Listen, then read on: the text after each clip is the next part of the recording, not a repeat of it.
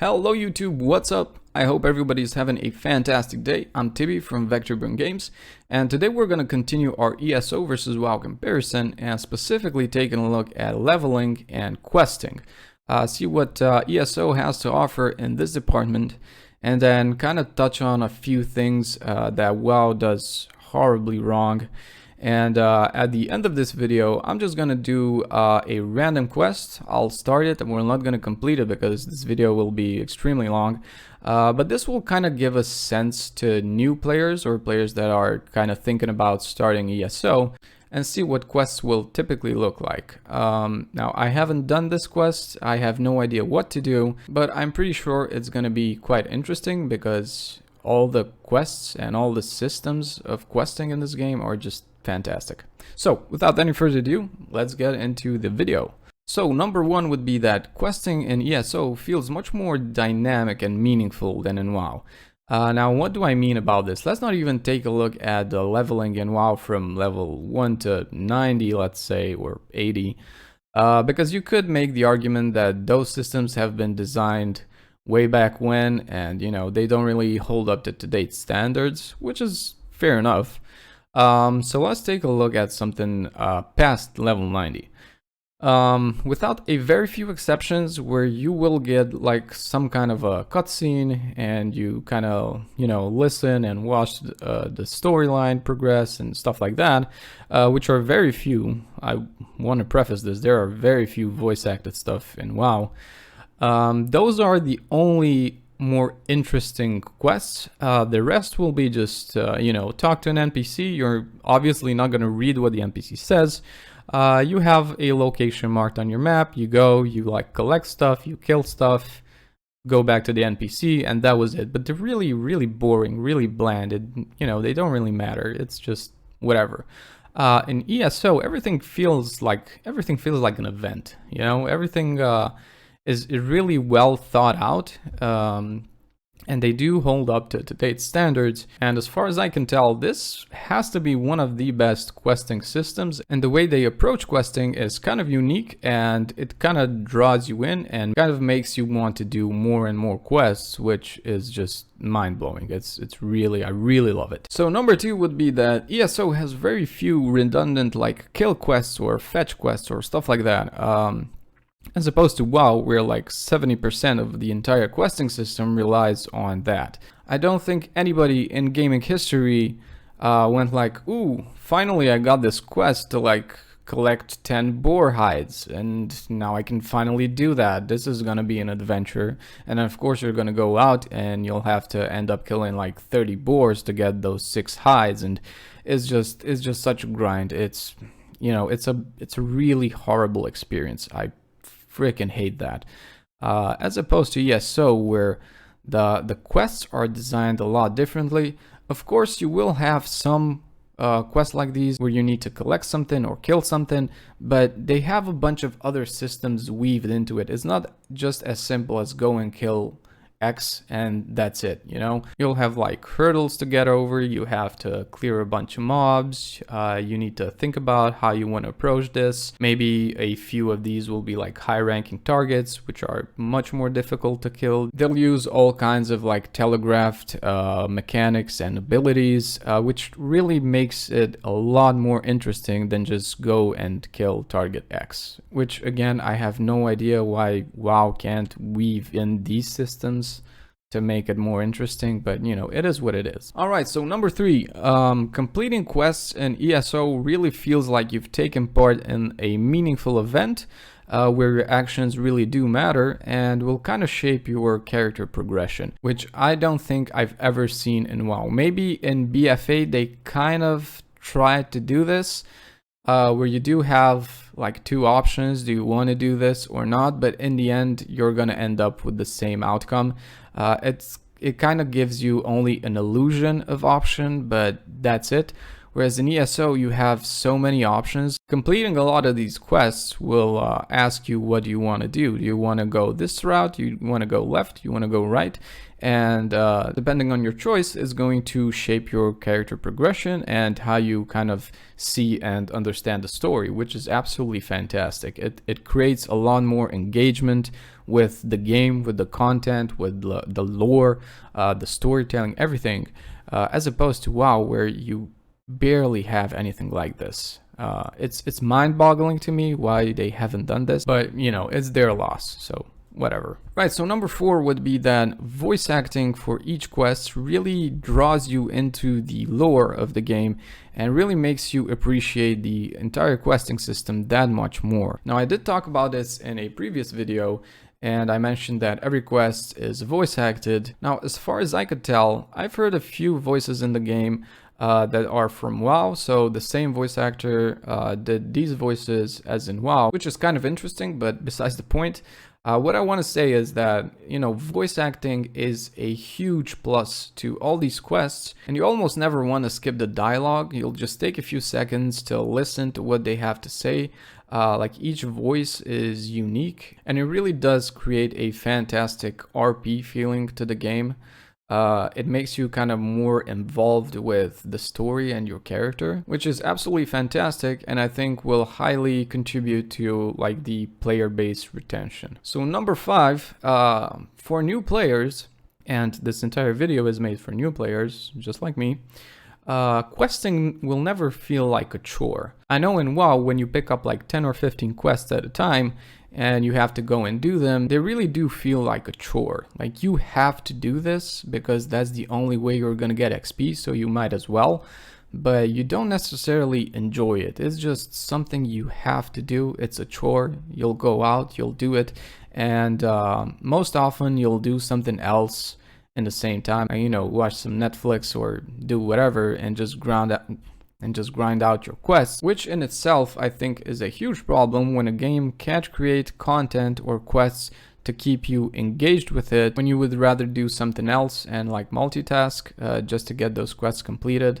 When it feels like a chore, I think that's already a huge problem, which I have not run into ESO.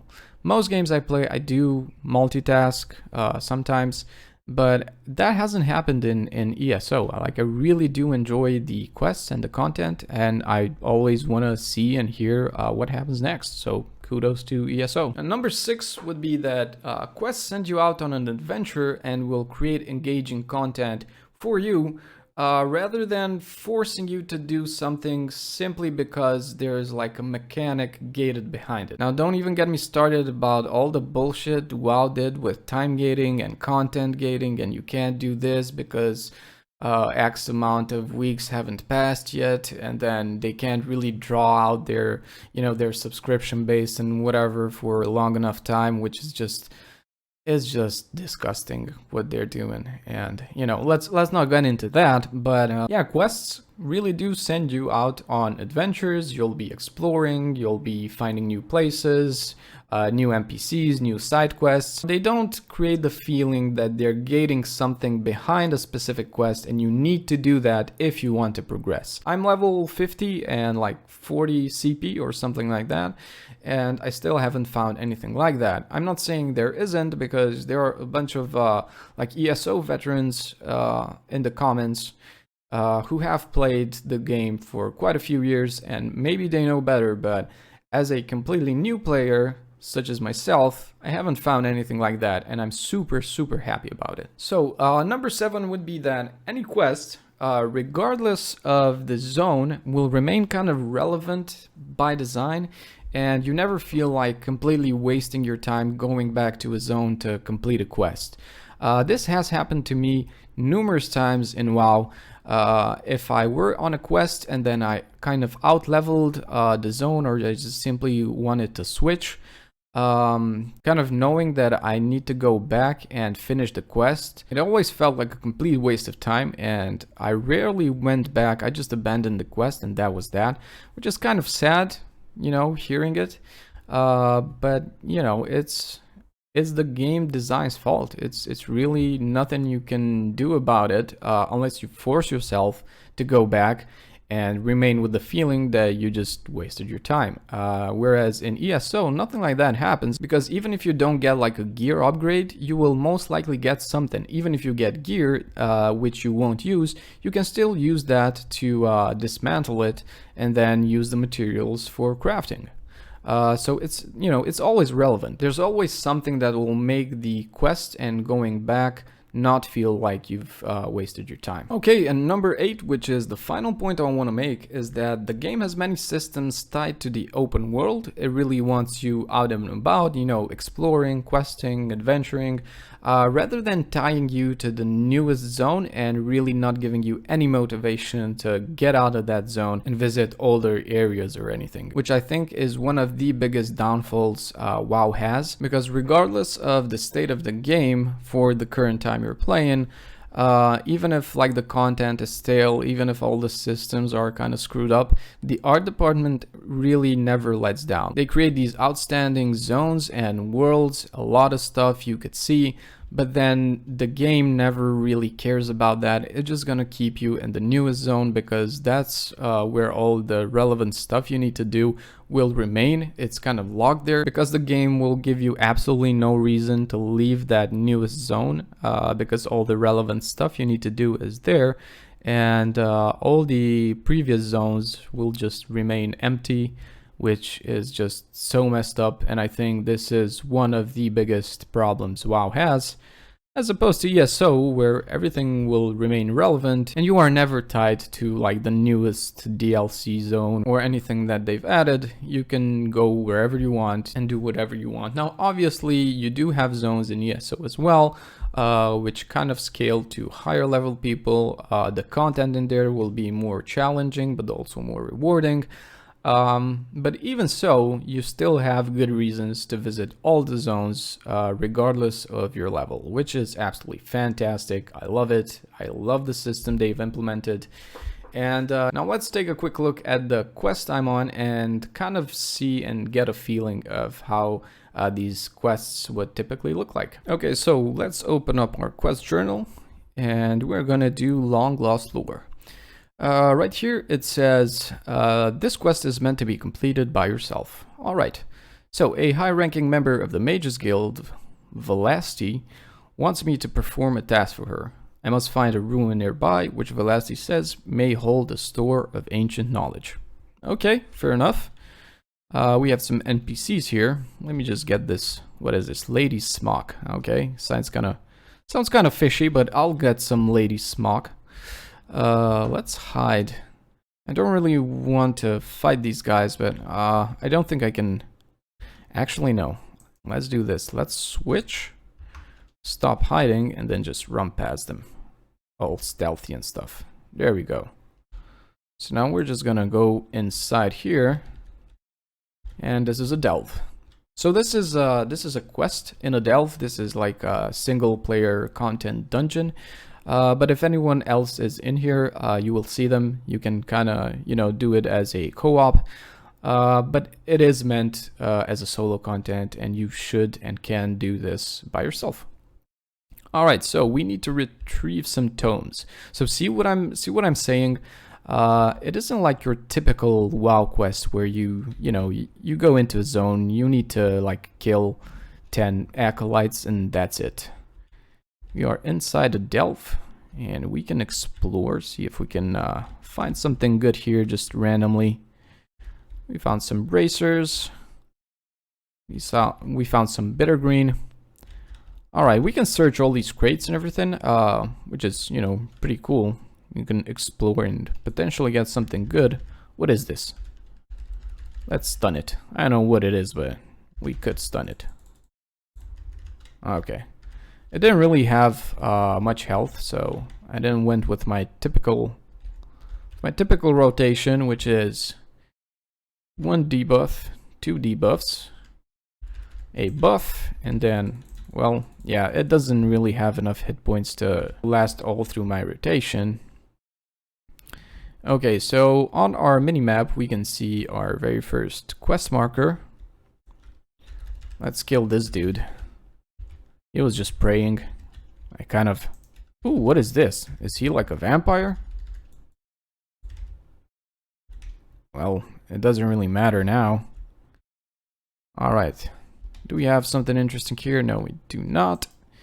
And this is the first lore book. Okay. We have 4 more. So we have one here. 2 in here, and we also have a sky shard which we can take. Okay, this is the second one. The second tome. Let's see, backpack. Ooh, some tomatoes. Right. Ooh, now we have quite a long way to go into this swamp area. Ooh, okay. We're just gonna fight our way through.